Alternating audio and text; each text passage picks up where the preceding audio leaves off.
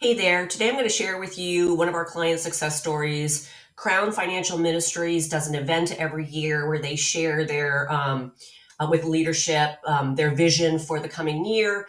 And they have been inviting the same people year over year over year to this event. So they decided that they wanted to look at the event a little bit differently and maybe start to invite some new people to the event that they had never identified before. So by using GivingDNA, they were able to do just that.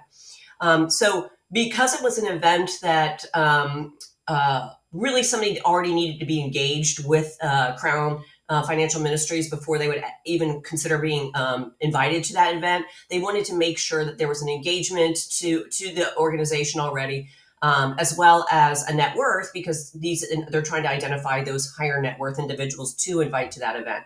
So by using the GivingDNA opportunity segment, they just jumped into their constituents dashboard.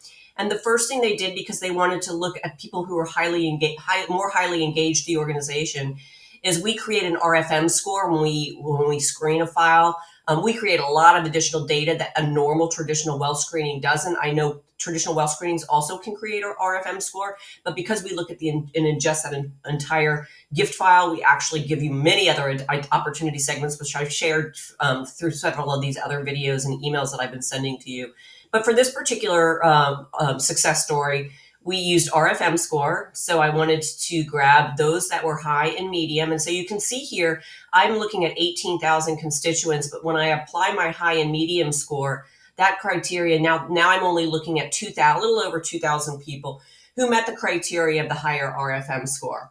And then, as I mentioned, for Crown in particular, they wanted to look at those individuals who had a higher net worth. So they focused on 500,000 and above of net worth. You can see how I can super easily segment this group. And this is now showing 1,120. This is not their data. That's the reason why I'm going to provide you a different number. In their actual segmentation, they identified 535 people that when they cross-referenced had never been invited to the event before, that they decided to invite to the event.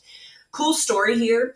Of the 535 people, 9 people actually ended up donating. That had never donated to the event. They were actually tracked to the source code of the event. So that event invite was the source for that gift that came in. And of those 9 people, $7,950 was donated. So, a pretty nice average, about $800 per individual was the average gift size off of these. And the other interesting thing was, of those 9 people, only one of them actually attended the event. The other just gave a gift because they were invited to the event.